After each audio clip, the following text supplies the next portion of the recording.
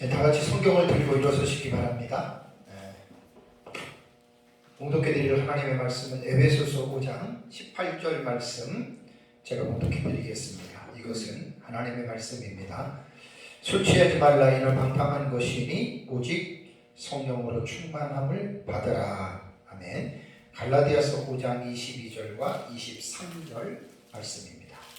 오직 성령의 열매는 사랑과 희락과 화평과 오래 참음과 자비와 양성과 충성과 온유와 절제니 이 같은 것을 금지할 법이 없느니라. 아멘. 네, 앉으시기 바랍니다.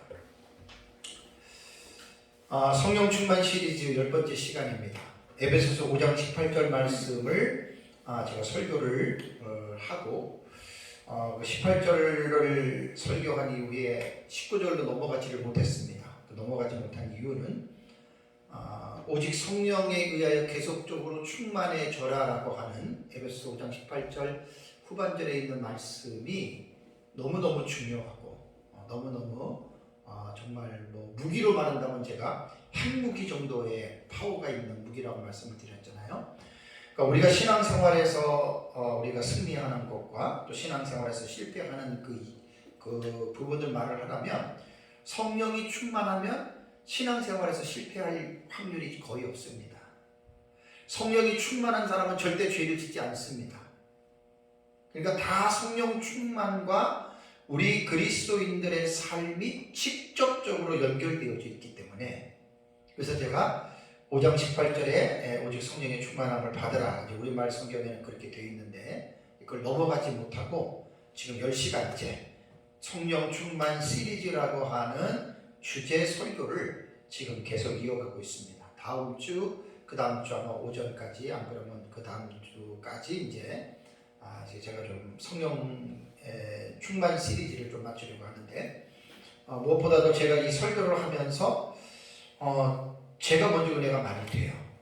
저는 33년 동안 하나님의 은혜로 목회하면서 설교를 하는데, 그냥 설교를 단순히 어떤 제 지식을 전달하는 것이나 또 내가 알고 있는 내용을 나눠준다라고 하는 개념이 아니라, 제가 하나님의 사역자로 부름을 받고 성경을 연구하면서 또 기도하는 가운데에 하나님의 말씀을 전하면서, 제가 강단에서 설교하지만 항상 저도 제 설교를 앉아서 듣는 심정에서 저는 사실 설교를 합니다. 그리고 제 설교를 듣고 성도들이 은혜를 받았느냐 안 받았느냐 저는 그거를 따지지 않고, 설교 시간에 제가 하나님의 성령과 교통하는 수단이, 방법이 있어요. 신비한 건 아니지만 그냥 설교할 때 제가 알아요. 성령님이 이 시간에 역사를 하시는구나 라고 하는 것이 확인이 되면 저는 그것으로서 저는 만족을 합니다. 그래서 설교는 잘하고 못하고를 따지기보다는 설교자가 성경 본문을 올바르게 그 성경 본문을 해석하고 있느냐, 저는 사실 그것을 따져요. 설교자들마다 지식의 유무의 차이가 있기 때문에 어떤 경우에는 좀 논리적으로 또 문법적으로도 맞지 않는 설교가 있을 수도 있습니다. 그렇다고 해서 하나님의 은혜를 주지 않는 것은 아닙니다. 설교를 아주 문법적으로나 기가 막히게 마치고 내용이 풍성하다고 해서 하나님이 기뻐하는 설교를 하는 것도 아닙니다.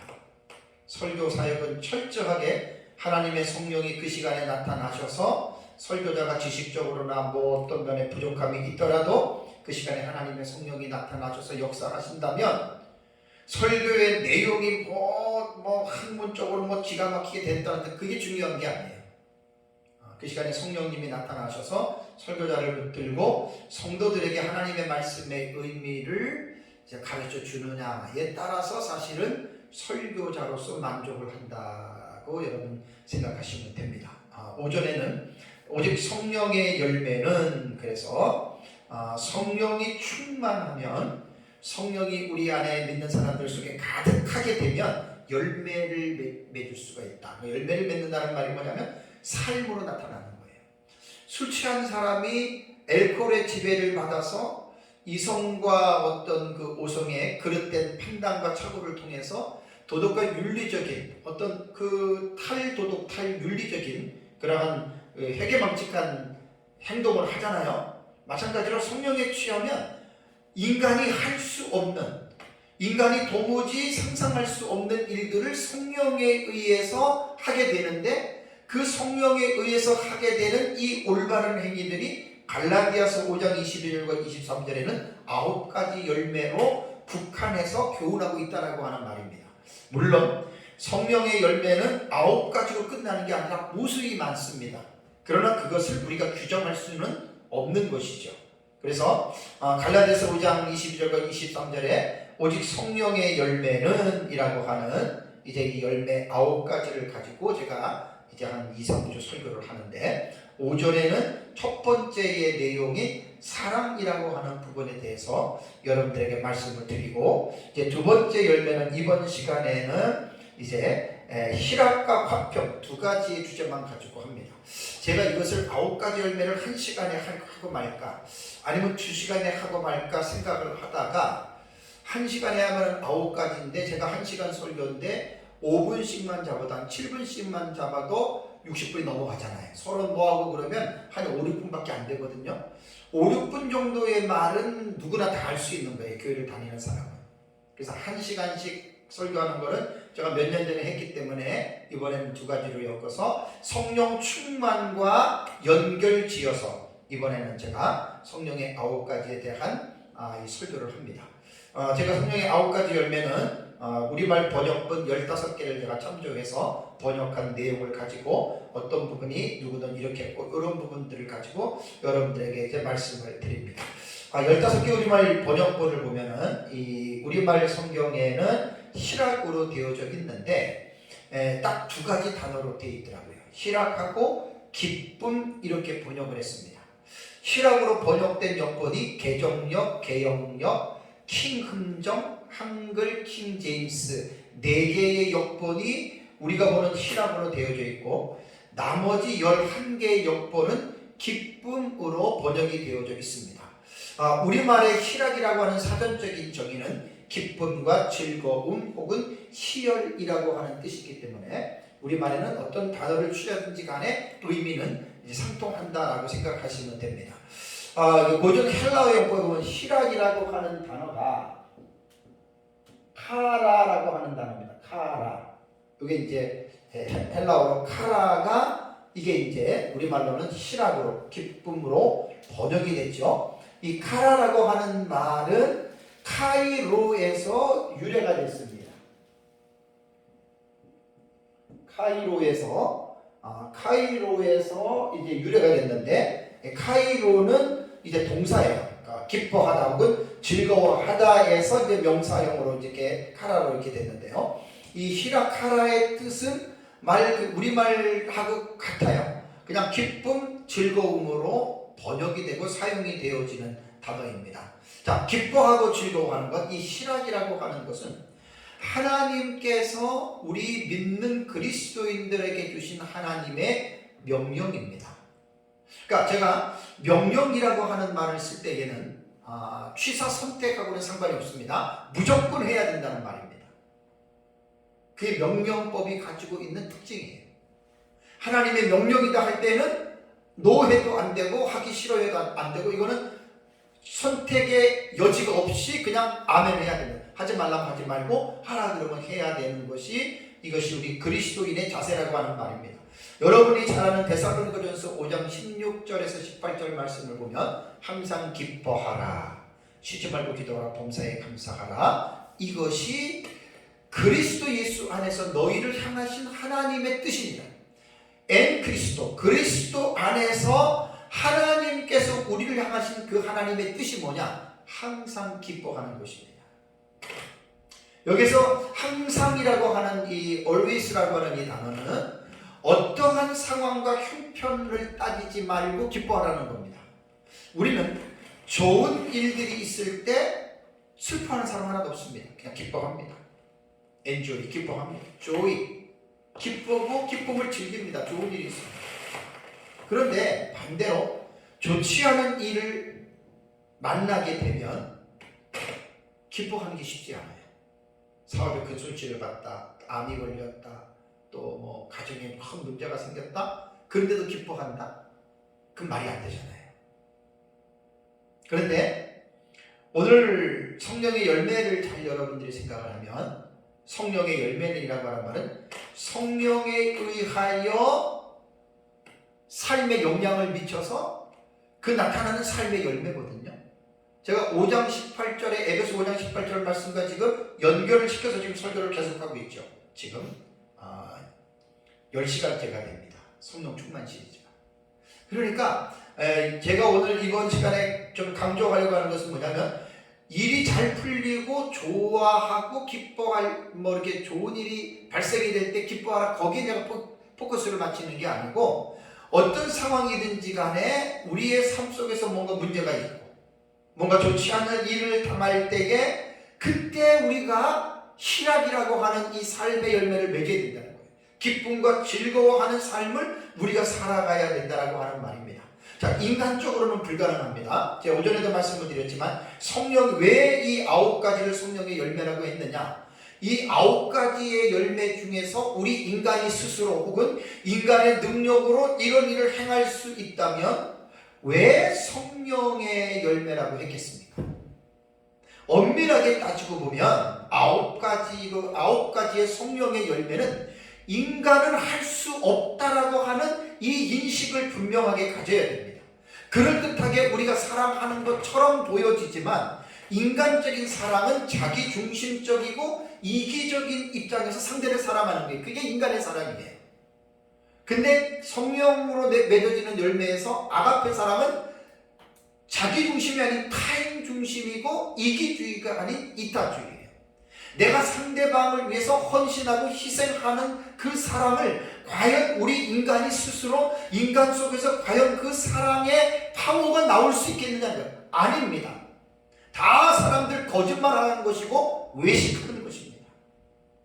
겸손하게 우리는 하나님 앞에서 하나님, 나는 이러한 아가페 사랑을 할 수 있는 자가 아닙니다라고 우리는 고백하고 하나님이 그 아가페의 사랑을 우리에게 부어주시기를 기도해서 우리는 성령이 충만한 가운데에 우리 속에서 이 아가페 사랑이 흘러 넘쳐서 성령의 열매를 맺어야 된다, 사랑의 열매를 맺어야 된다, 이것을 제가 말씀을 드리는 겁니다. 그래서 두 번째는 희락, 기쁨과 즐거움이 우리에게 넘쳐야 되는데 안 좋은 일을 당했을 때에도 이 희락의 열매가 과연 맺어질 수 있겠는가? 자, 사도행전 16장을 보겠습니다. 사도행전 16장 16절에서 26절. 그 본문을 보면 우리가 잘 아는 본문입니다. 제가 주제 설교이기 때문에 본문에 주석은 제가 하지 않습니다.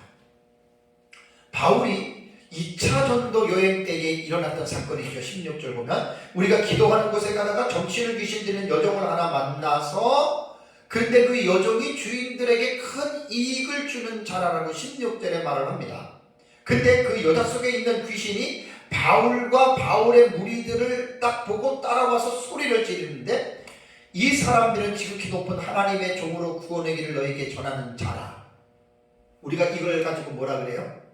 귀신이 귀신같이 알아맞힌다라고 말을 하는 것입니다. 그러니까 이 귀신은 영적인 존재이기 때문에 바울이 지금 성령에 이끌려서 성령의 능력으로 복음을 접하는 것을 지금 귀신이 아는 거예요.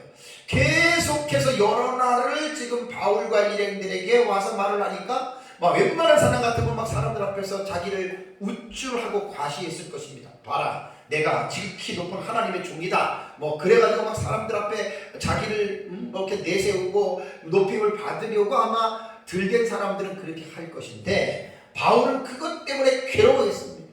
왜냐하면 바울은 겸손의 영성을 소유한 자입니다.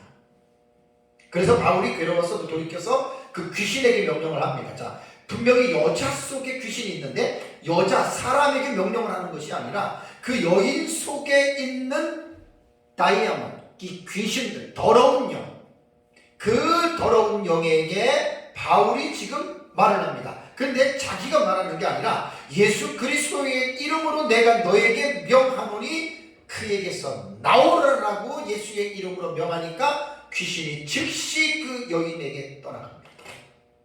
그러니까 이 여자는 점을 치는데 자기의 어떤 인간적인 생각으로 점을 친 것이 아니라 자기 안에 내주, 우리는 믿는 사람들은 성령이 우리 안에 내주하시는데 이 여자는 귀신이 내주해서 귀신이 이 여자를 조종하고 있는 거예요. 그래서 점치러 오면은 그 사람의 과거를 알아맞히고 그 사람이 앞으로 어떻게 돼 이런 것들을 신비한 것들을 맞춰가지고 돈을 벌어가지고 자기를 고용하고 있는 고용주의 주머니에 두둑하게 돈을 집어넣어주는 돈벌이를 하는 수단으로서 지금 귀신들의 이 여종이 사용이 되고 있었다는 거예요. 자, 바울이 귀신을 쫓아내니까 이 여자가 귀신에 의해서 귀신 충만해서 귀신이 가르쳐주는 그러한 말을 하지 못하니까 돈벌이가 이제 수입이 떨어지기 시작하고 사람들이 오지를 않습니다. 그래서 19절을 보면 여정의 주인들은 자기 수익의 소망이 끊어진 것을 보고 바울과 실라를 붙잡아 장터로 관리들에게 끌어가서 상관들 앞에 가서 지금 이야기를 합니다. 자, 이 사람이 유대인인데 우리 성을 심히 요란하게 하며 로마 사람인 우리가 받지도 못하고 행치도 못할 풍속을 전한다. 그러니까 예수 믿으라. 예수의 이름으로 막 이런 것을 전한다라고 말을 합니다. 22절에 보면 무리가 이제 일어나서 고발합니다. 맞다. 저 사람이 유대인 그리스도인인데 왜 우리한테 와가지고 지금 이 우리를 괴롭히게 하느냐. 뭐 예를 들면 이제 그런 것이죠. 그죠? 네. 유대인들은 유대교입니다. 예수를 안 믿습니다. 그러니까 이제 자기네들한테 종교적으로도 엄청난 지금 안 좋은 일이 생겼기 때문에 지금 그것 때문에 지금 이제 바울을 구속해서 이제 상관들이 그러면 저 사람이 잘못했으니까 옷을 찢어 벗기고 매로 치라 해서 매를 쳤습니다. 그리고 23절에 보면 많이 친 후에 옥에 가두고 간수에게 명하여 든든히 지키라고 하고 감옥에 갇혔고 24절을 보면 그들이 깊은 옥에 가두고 그 발을 착고에 든든히 채웠더라. 손과 발을 다 채웠습니다. 25절을 볼까요? 25절을 보면 한밤중에 바울과 실라가 기도하고 하나님을 찬송하며 죄수들이 듣더라. 이 부분을 지금 집중하고자 하는 거예요. 자, 복음을 전하다가 귀신에게 눌려있는 여자의 귀신을 쫓아줬어요. 이 상 받아야 돼요.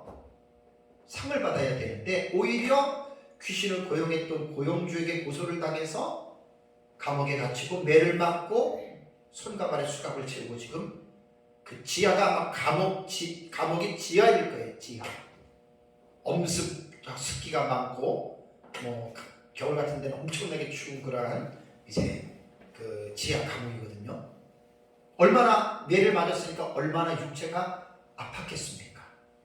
정신적으로도 당연히 위축이 됐을 것이고. 근데 바울과 실라는 한밤중입니다. 여러분 대부분 이 병이 있는 분들이 언제 그 병이 심한 줄 아세요? 하루의 일과 중에 가장 그 육체의 질병이 고통을 주는 시기가 밤중입니다. 아주 깊은 밤중에. 그러니까 이 한밤중에 바울과 실라가 몸도 안 좋고 아팠을 터임에도 불구하고 거기에서 감옥에서 기도하고 하나님을 찬송했다. 이 감정 상태를 한번 보십시오. 기도하고 하나님을 찬송했다. 하나님을 높였다. 노래를 불렀다. 기도했다.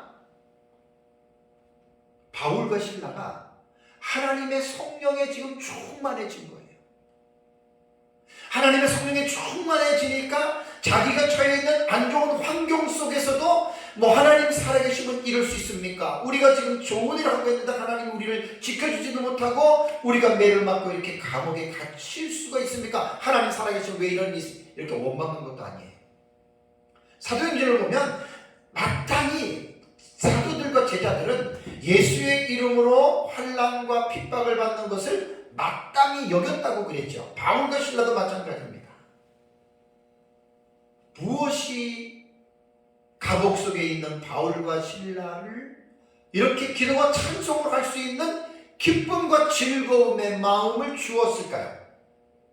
그 성령의 충만함이고 성령의 충만함 가운데에 나타난 실학이라고 하는 즐거움과 기쁨의 열매라고 하는 말입니다. 다음에 하박국 3장 구약의 본문을 하나 보겠습니다. 하박국 3장 16절과 19절을 보면 우선 하박국의 고백을 보겠습니다. 16절의 고백이 내가 들었으므로 내 창자가 흔들렸고 그 목소리로 말미암아 내 입술이 떨렸도다. 무리가 우리를 치러 올라오는 환난 날을 내가 기다림으로 썩이는 것이 내 뼈에 들어왔으며 그 다음에 내 몸은 내 처소에서 떨리는도다. 자, 하박국은 하나님의 음성을 들었습니다. 근데 창자가 흔들리고 입술이 떨리고 그 다음에 환난 날에 대한 이런 것들 때문에 뼈에 그것이 썩이는 것이 들어오면서 엄청난 그 상상을 초월하는 그러한 하박국의 영적으로나 육적으로나 이러한 어떤 고통이 있었습니다. 이 말은 16절의 하박국의 고백의 내용은 뭐냐면 하나님께서 지금 범죄한 유다, 그러니까 곧 586년에 유다가 바벨론에 멸망을 하는데 멸망하기 한 20년 정도 직전의 그 상황이거든요. 그러니까 하나님이 하박국에게 뭘 교훈을 하셨냐면 너희 유다는 바벨론에 의해서 멸망한다. 하나님, 바벨론 떠나는데 하나님의 택한 백성을 멸망시킵니까? 하박국의 내용이 그 하나님에게 3번 그 음성을 듣고 기도하는 그 내용이 하박국서예요. 어쨌든 뭐 자세한 거는 제가 생략을 하고 하박국의 고백은 그 하나님께서 바벨론을 들어서 우상 숭배하고 하나님을 버린 유다를 하나님께서 심판하시겠다라고 하는 그 말을 듣고 하박국이 지금 뼈가 떨리고 지금 하박국에서 입술이 떨리는 그런 두려운 상황입니다.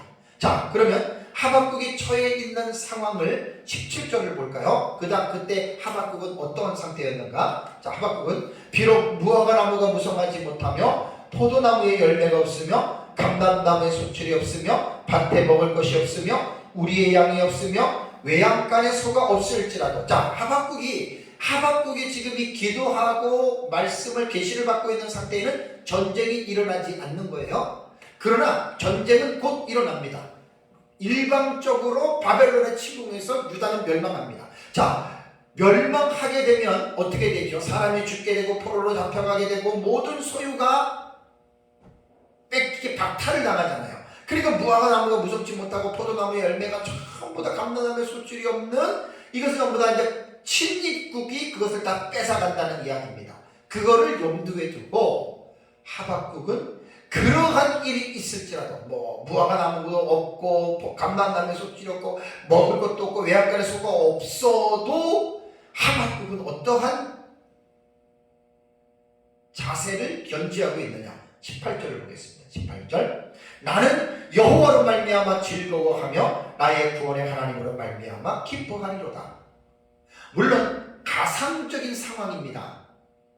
왜냐하면 전쟁이 일어나게 되면 분명히 이러한 국가적으로 개인적으로나 이러한 어려움을 겪을 것인데, 그렇다 하더라도 하박국은 나는 여호와로 말미암아 즐거워하겠다.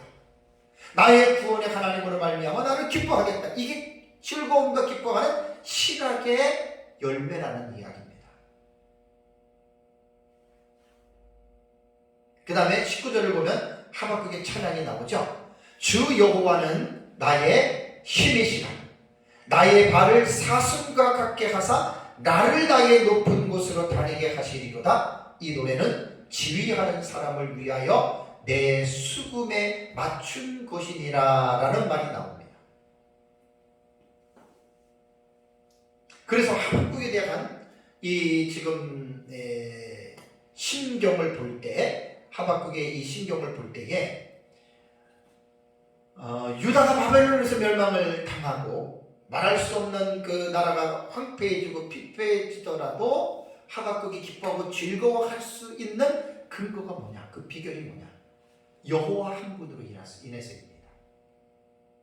하나님은 불변하시고 하나님은 항상 영원토록 존재하시는 분이시기 때문에 이 하나님을 믿는 하박국은 그러한 마음의 자세를 가지고 나를 기뻐하고 즐거워하겠다.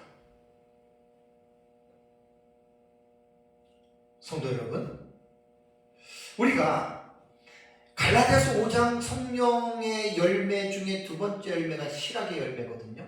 실학의 열매, 즐거움과 기쁨의 그 삶을 살아가는 거예요. 근데 좋은 일이 있을 때는 누가 그걸 못하겠어요? 하지 말라 해도 기뻐하고 즐거워하는데, 그러나 안 좋은 상황을 만났을 때에 인간은 불안하고 두렵고 좌절하고 낙심할 수밖에 없는 게 사람인데, 그러한 가운데서라도 이 성령으로 충만해지면 기쁨과 즐거움의 삶을 살아갈 수 있다라고 하는 것이 성령의 열매라는 거예요. 그래서 제가 신약 본문에서는 바울과 실라가 빌립보 감옥에 있을 때에 그 빌립보 감옥에서 그 매를 맞고 고통스럽지만 그래도 밤에 기도하고 찬양했던 그 바울과 실라의 그 자세는 성령으로 충만했기 때문에 바울과 실라는 그 좋지 않은 환경 속에서도 즐거움과 기뻐할 수 있었던 것이고, 그 다음에 구약의 본문에서 하박국에 처해져 있는 이 상황은 유다가 바벨론에 의하여 멸망을 당해서 개인적으로나 가정적으로나 국가적으로나 다 모든 것들을 탈취당하고 무화과 나무가 무성하지 못하고 포도나무에 열매가 없고 감람나무에 수출이 없고 밭에 먹을 것이 없고 우리의 양이 없고 외양간에 소가 없을지라도 굶을지라도 그러한 불행한 환경이 자기에게 닥쳐올지라도 하박국은 나는 여호와로 말미암아 즐거워하고 나의 구원의 하나님으로 말미암아 기뻐하리로다라고 하는 이 고백은 성령으로 충만해지면 그 성령의 충만에 의하여 신학에 대한 열매 맺는 삶을 살아갈 수 있다라고 하는 말입니다. 그래서 우리가 성령에 충만해져야 돼요. 성령으로 충만함을 자꾸만 받아야 돼요. 이게 바로 두 번째 열매인 희락의 열매가 우리에게 교훈해 주고 있는 내용입니다. 다음에 이제 세 번째는, 세 번째 성령의 열매 중에 세 번째 열매가 뭐지요? 화평입니다. 화평의 열매, 에이레네.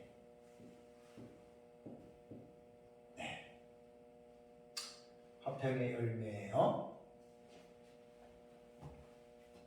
에이레네.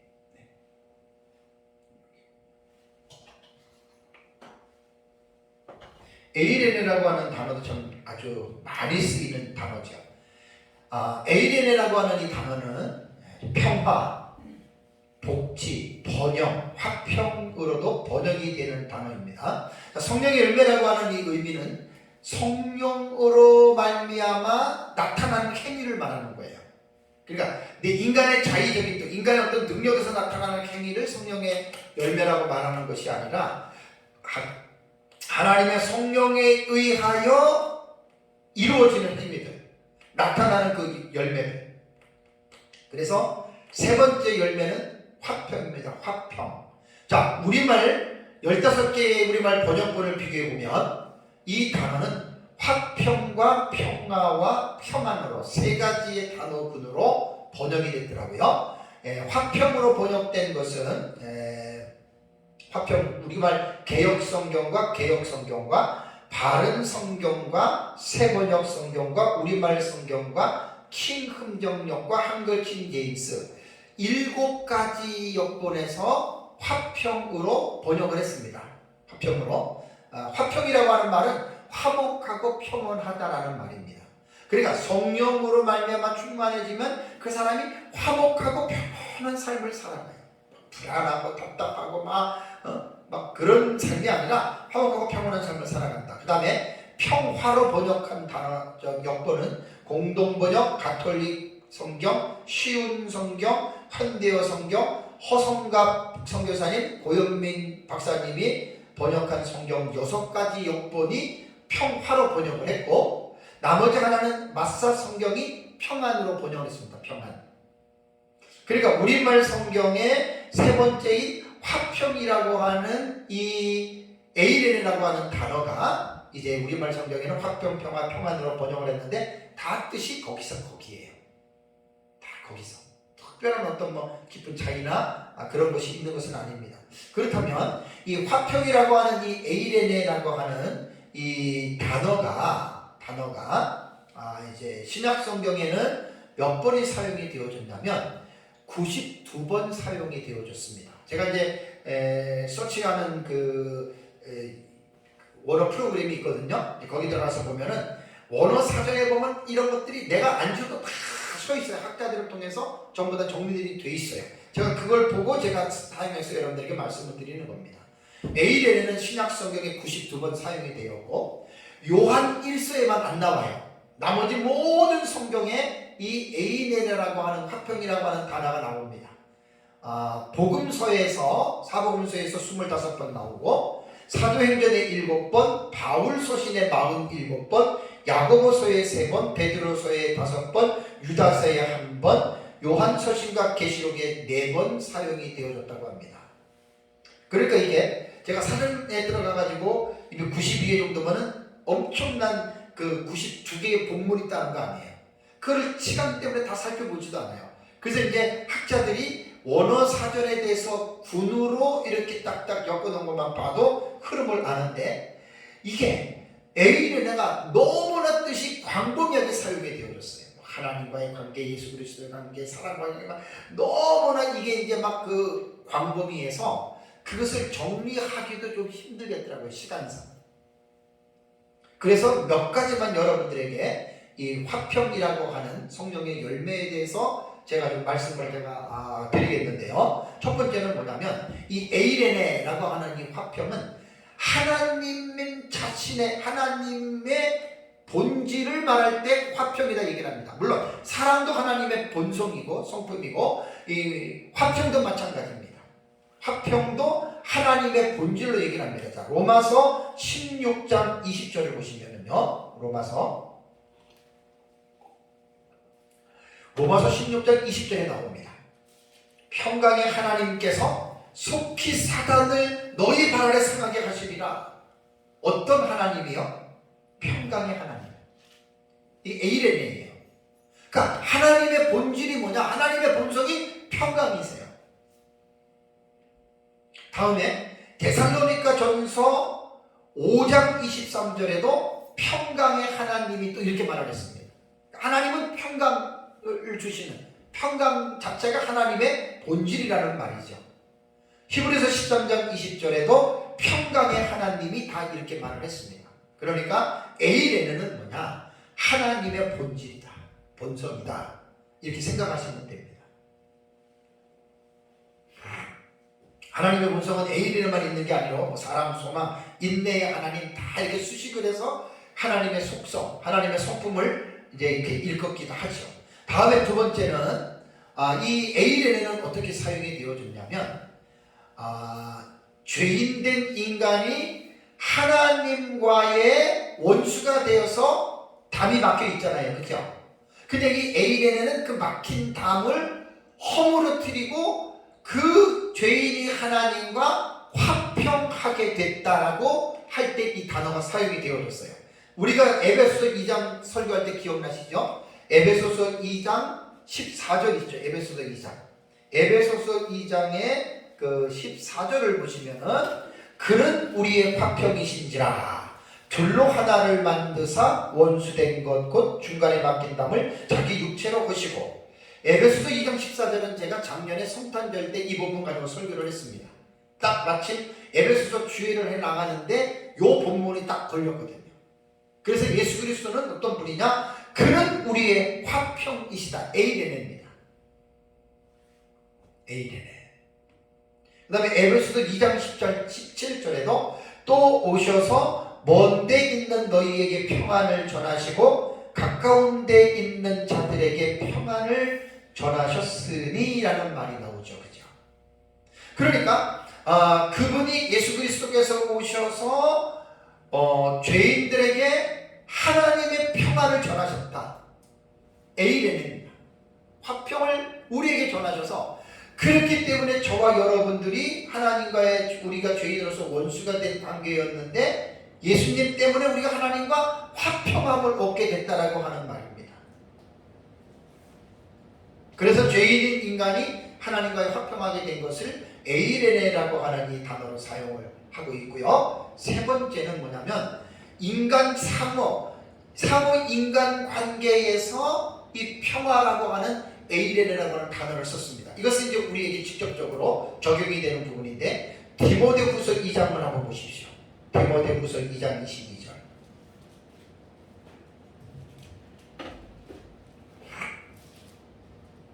디모데후서 2장 2장 22절을 보면 또한 너는 청년의 정욕을 피하고 주를 깨끗한 마음으로 부르는 자들과 함께 의와 믿음과 사랑과 화평을 따르라 그랬죠. 그죠? 그래서 아까 말씀드린 대로 92번이나 사용된 이 에이레네가 사용되는 용례를 보면 너무나 광범위해서 어떤 거를 가져와야 될지 모를 정도로 상당히 이게 매우 광범위합니다.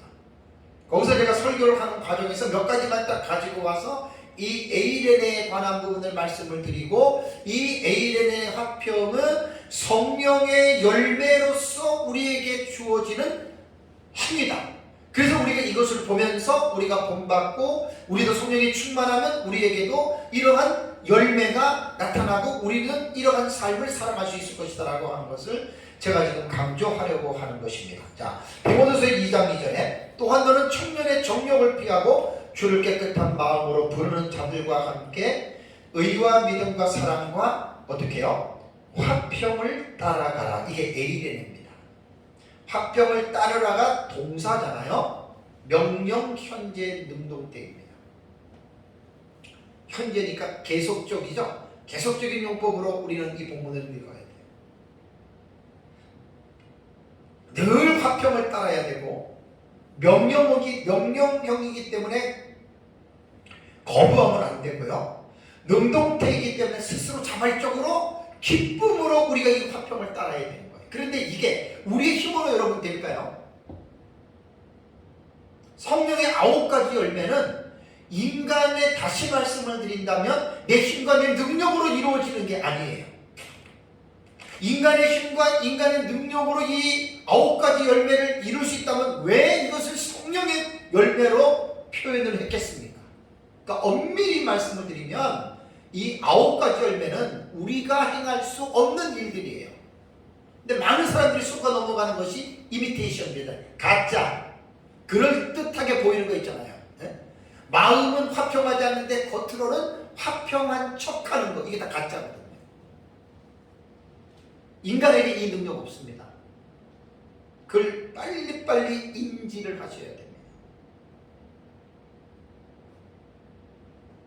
우리는 주를 깨끗한 마음으로 부르는 자들과 함께 의와 믿음과 사랑과 화평을 따라가야 돼요.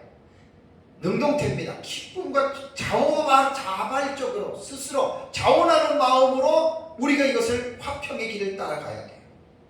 다음에 에베소서 4장 3절 전에 설교했어요. 화평에 매는 줄로 성령의 하나 되게 하신 것을 힘써 지키라.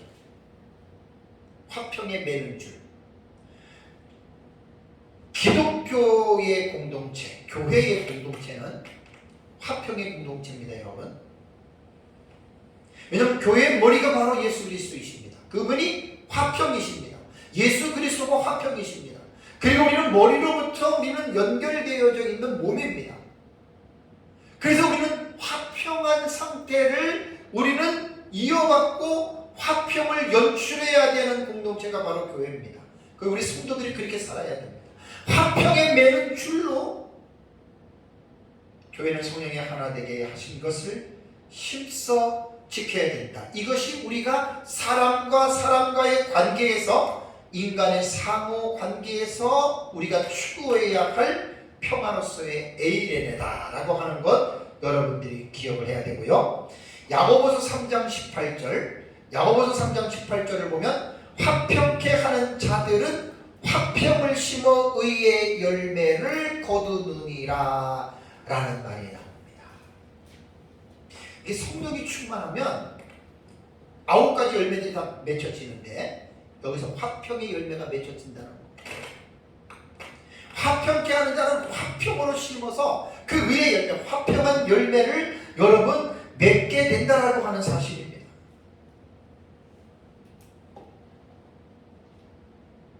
다음에 골로새서 3장을 보겠습니다. 골로새서 3장 15절을 보시면 그리스도의 평강이 너희 마음을 주장하게 하라. 너희는 평강을 위하여 한 몸으로 부르심을 받았나니. 에이레네, 평강입니다. 그리스도의 평강이 너희 마음을 주장하게 하라. 우리가 교회 공동체 안에서, 가정이라고 하는 공동체 안에서 이 평화가 넘쳐야 돼요. 평강이 넘쳐요. 잠언에 보면 육성이 가득하고 고기가 가득하면서 불화하면서 부유하게 사는 것보다는 여간 채소를 먹으면서도 화목한 것이 훨씬 낫습니다, 여러분. 돈이 많고 무슨 뭐 아버지가 무슨 뭐 명예가 있고 무슨 뭐 권력을 가지고 있다고 해서 행복한 거 아닙니다. 얼마 전에 우리 전 대통령의 가정에서 그 손자가 양심 선언한 거 여러분 기억나시죠? 돈이 없는 게 아니에요, 그 사람. 가정의 화평이 깨졌잖아요. 가정의 화평이 깨지니까 아이들이 이상한 짓들을 하잖아요. 뭐니 해도 머니가 최고가 아닙니다, 사실. 뭐니 해도 중요한 것은 성령 충만함으로 나타나는 열매들인데, 이번에 세 번째 강조한 것이 화평입니다. 개인적인 화평이 있어야 됩니다. 내 마음이 늘 하나님의 은혜로 에이렌의 화평한 상태로, 평온한 상태로 되려면 성령 충만해야 됩니다. 늘 여러분 우리가 성령으로 충만해야 됩니다. 그러면 개인적인 내 마음이 화평해져요. 평온해져요. 여러분 그러면 살만 납니다. 몸이 아파도 마음이 편안하면 그 아픔을 이겨낼 수 있어요. 근데 몸이 건강하고 돈이 많아도 마음이 불안하고 답답하고 그러면 여러분 살아가기 힘들지 않습니까?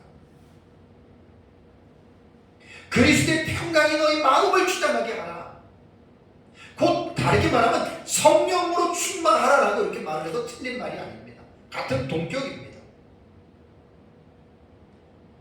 에베소서 5장, 갈라디아서 5장 21절에 성령의 열매를 말할 때 성령에 의해서 맺어지는 열매가 바로 화평이라고 하는 이 열매. 돈으로 사는 게 아닙니다, 여러분. 절대 돈으로 사는 게 아닙니다. 우리 그리스도인들은 성령 충만해야 됩니다. 성령으로 충만하게 되어지게 되면 우리가 평강이 생겨요. 네. 개인의 평안을 이룬 다음에 우리 가정이 평안해야 됩니다. 부부간의 관계가 평안해야 되고, 부모와 자식 간의 관계가 평안해야 되고, 가정의 분위기가 이 에이렌의 평화의 관계로 들어가면 여러분 그 가정이 행복한 가정 아닙니까? 예수 믿는 사람들 그러한 가정이 하나님이 통치하는 가정이 되지 않습니까, 여러분? 그리고 교회가 화평해야 돼요. 교회가 목회자와 성도 간의 관계들이 다 화평해서 사랑으로 이루어지면서 늘 분위기가 화평하게 된다면 얼마나 여러분 행복하겠습니까? 그러기 위해서, 그렇게 되려면 조건이 하나가 있는 게 뭐냐면 성령으로 충만해야 된다는 거예요.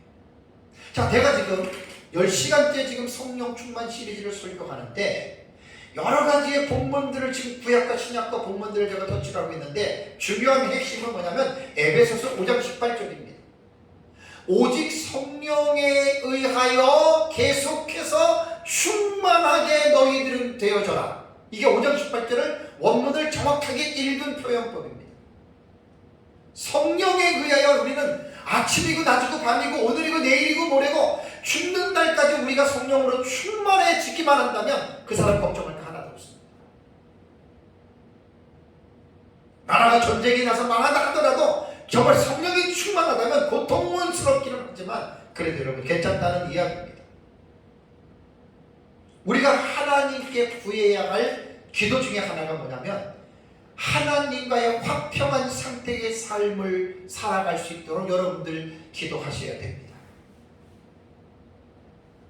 하나님은 우리 안에서 아까 조금 전에 여러분들에게 지금 읽어드린 본문 골로새 3장 15절에 너희는 평강을 위하여 한 몸으로 부르심을 받았다고 그랬잖아요. 우리는 평강한 몸으로 한 몸으로 부르심을 받았는데 자꾸만 우리는 불안한 길을 선택하잖아요. 왜 그런 줄 아세요? 성령 충만하지 않기 때문에 그래요. 성령 충만하지 않으면 육체의 소욕에, 지난주에 말씀드린 대로 육체의 소욕에 빠지게 되고, 육체의 소욕에 빠져서 살다 보면 우리 인생이 화목한 상태를 떨어진단 말이에요.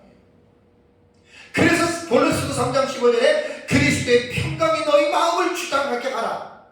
곧 성령으로 충만해져라는 말과 동격이라고 제가 아까 말씀을 드렸잖아요. 화평이 여러분 최고입니다. 평강이 최고입니다.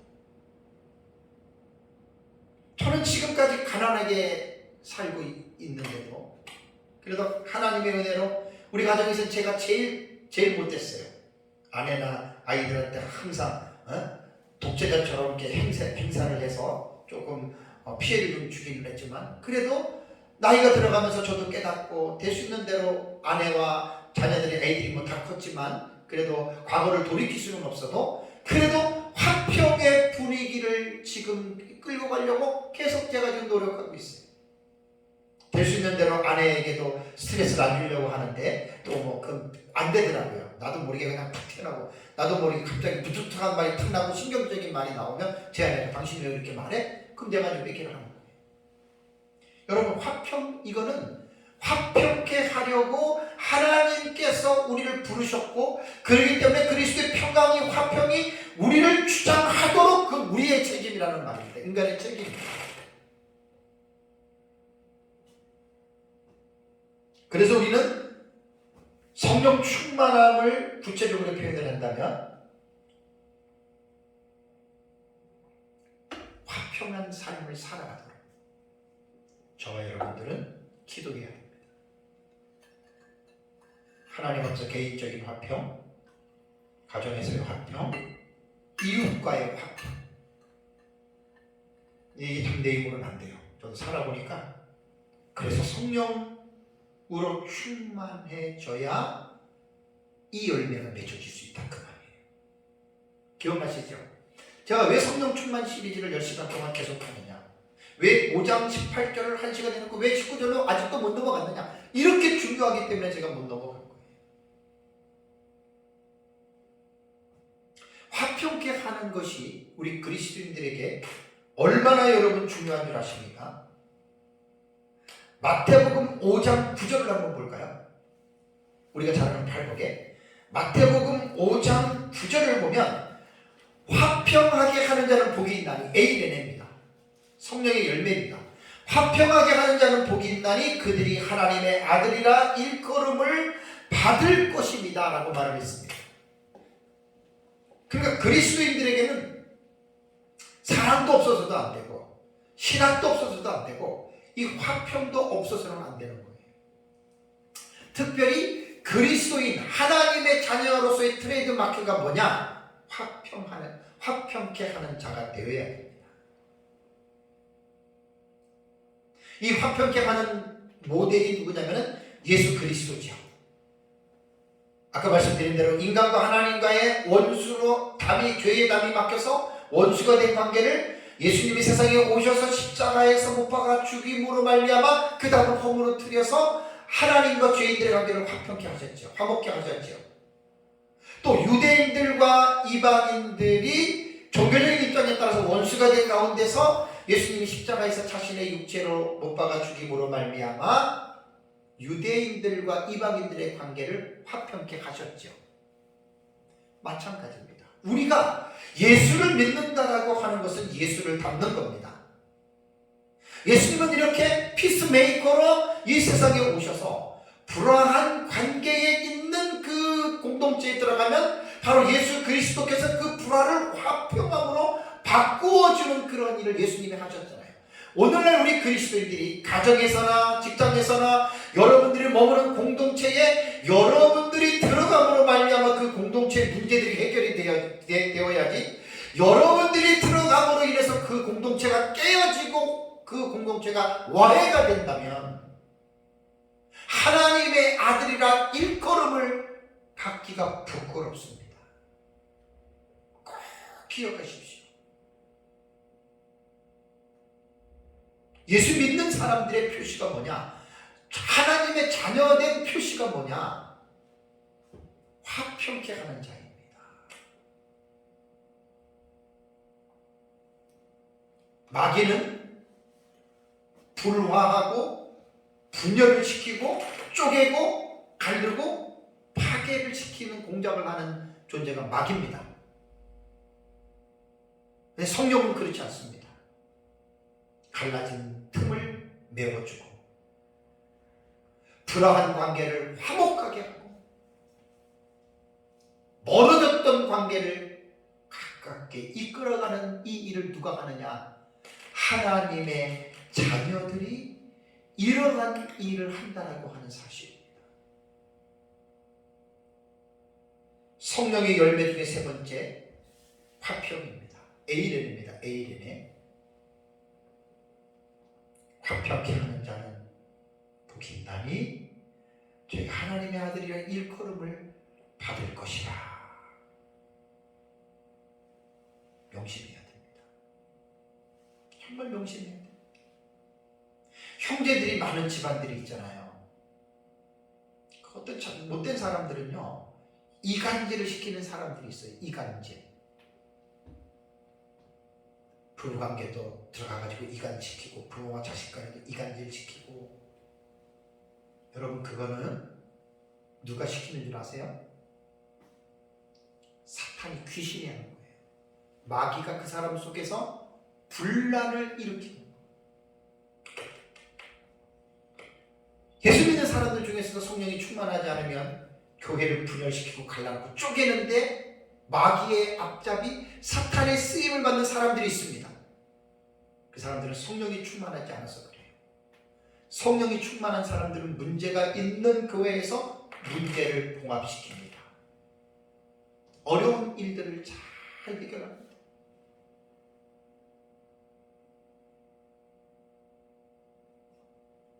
그래서 화평은 모든 그리스도인들을 향하신 하나님의 명령인데, 히브리서 12장 14절 볼까요? 히브리서 12장 14절.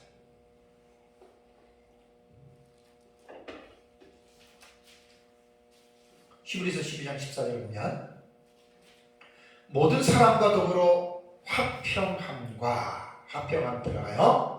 거룩함을 따르라. 에이렌입니다. 화평함과 거룩함은 동격이고 이제 같은 이제 그 중요한 의미로 보면 돼요. 화평함, 거룩함 두 가지 의미인데, 이것이 없이는 뭐지요? 아무도 주를 보지 못하리라. 간단한 말 아니에요, 그렇죠? 보통 말 아니에요. 주님을 볼 수 있는 자는 어떤 자냐? 화평함과 거룩함을 따라서 살아가는 자가 볼 수 있다, 그 말이잖아요. 되게 지금 이거 떨리는 말입니다. 이거 엄청난 말입니다. 이것이 없이는 아무도 주를 보지 못한다. 다음에 로마서 12장 18절 볼까요? 로마서 12장 18절. 그러니까 화평은 명령입니다. 명령. 엄숙한 명령. 엄중한 명령입니다. 로마서 12장 18절에 할 수 있거든 너희로서는 뭐라고요? 모든 사람과 더불어 화목하라. 에이렌입니다. 인생이요, 저도 64년을 제가 지금 살아가고 있는데 정말 어렵습니다. 이 어려운 것 중에 제일 그 중요한 포지션이 뭐냐면 자존심입니다. 자존심. 너나 할 것 없이. 친구 간에 자존심 때문에 불화합니다. 가족들은 어떻죠? 형제 간에, 부모와 자식 간에. 할 수 있거든 너희로서는 모든 사람과 더불어 화목하라. 결혼한 사람들은 시댁이 있고 친정이 있어요. 여자에게. 남자에게도 처가가 있고 본가가 있고. 참 문제들 많죠. 정말 문제들 많습니다. 진짜. 화목해야 됩니다. 부모와 자식이 화목해서 늘 자식이 부모에게 찾아뵙고 나이가 들면 전화하고 부모를 공경하고. 여러분, 이게 얼마나 아름답습니까? 여러분, 이게 아름답지 않습니까? 이게 부모에게 공경하고 효도하는 거예요. 근데 부모와 자식 시간에도 화목하지 못하고 불화한 관계를 지내고 형제들끼리도 시집가고 장가가면 불화한 형제들이 의외로 많습니다. 그래서 저는 형제들 중에서 결혼하고 나서 가깝게 지내는 분들 보면 너무나 부러워요. 우리 김복희 권사님 아시죠? 제일 큰 언니시니까 밑에 쌍둥이 동생하고 참 정말 가정이 그렇게 난 되게 부럽더라고요. 김복희 권사님 보면 나이가 들어도 그렇게 이 가족에 화목해야 됩니다. 인간은 여러분 앞으로 가면 갈수록 정서적으로 인간은 이게 뭐라 그럴까요? 어려워집니다. 화목해야 됩니다. 꼭 기억하십시오. 가만히 앉아서 화목을 받아들이려고 하지 마시고 마태복음 아까 5장 9절에 뭐라 그랬습니까? 화평케 하는 자가 되십시오. 화평케 하는 자가 되십시오. 화평케 하는 자. 가만히 앉아서 화평하게 되려고 하지 마시고 피스메이커가 되라는 말이에요. 피스메이커. 불안한 곳에 내가 들어가서 그 불안한 그 환경을 여러분 우리가 변화시키는 것, 그 사람이 바로 하나님의 아들이라 일컬음을 받는다는 거예요. 예수 믿는다고 하면서도 가족 안에서도 화목해 하지도 못하고 친구 간의 관계에서도 예수 믿는다고 하면서도 화목하게 되지 못하고 살아가는 것. 남 얘기가 아닙니다. 제 얘기가 될 수도 있어요. 참 힘들어요. 그걸 제가 여러분 가끔 얘기를 하잖아요. 목사는 설교를 하는 거고 설교를 말로 하기 때문에 정말로 어렵고 힘든 것들을 얼마나 목사는 설교를 통해서 쉽게 말하는지 몰라요. 이거 지금 제가 하는 이 설교가 정말 어려운 지금 내용들이거든요. 이거 쉽게 할 수 있는 일이 아니에요. 그러니까 아까 말씀드린 대로 인간의 힘으로 이거 할 수 없는 일들이에요. 지금 이게. 그러니까 이렇게 할 수 있는 유일한 비결은 성령으로 말미암아 충만해질 때 이러한 열매를 맺을 수 있다는 겁니다. 형제끼리 결혼하기 전에는 가정에서 행복하게 오손도손 잘 자라다가 결혼해서 딴 사람을 만나게 되면 다른 남자는 여자를 만나게 되면 그 세 사람들과의 관계 속에서 아주 미묘한 일들이 집집마다 다 있어요. 사이가 됐던 며느리가 됐던 예수 믿는 사람들은 명심하셔야 됩니다. 화평케 하는 자들이 되세요. 어른들은 반드시 양보하고 아랫사람들에게 나눠줘야 존경을 받습니다. 이제는 여러분 권위라고 하는 게 오소리티가요, 주어진 권위가 있고 만들어야 할 권위가 있다는 거, 이거 꼭 명심하셔요. 제가 전에 몇 번 말한 것 같아요.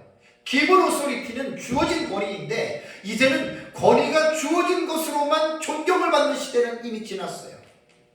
아버지다, 나 목사다, 나 노인이다라고 해서 사람들이 존경해 주는 게 아니고 그 시대가 그만큼 악해졌다는 이야기예요. 옛날에 시대가 조금 이런 물질 문명에 의해서 상당히 좀 그 옛날에는 물질 문명이 어렵고 그럴 때는 사람이 순수성이 있었잖아요. 국민소득 2만 달러 이상으로 넘어가면 거의 모든 나라들이 도덕과 윤리적으로 타락하게 됩니다. 올라가서 더 타락하게 되는 게 이게 인류 문명 속에서 이루어졌던 결론들입니다. 여러분. 지금 우리가 살고 있는 이 시대에 이러한 부분들이 지금 나타나고 있는 거예요. 우리가 지금 겪고 있는 거예요. 가난한 나라는 도덕과 윤리적인 이 의식이 되게 강합니다. 그런 부분들.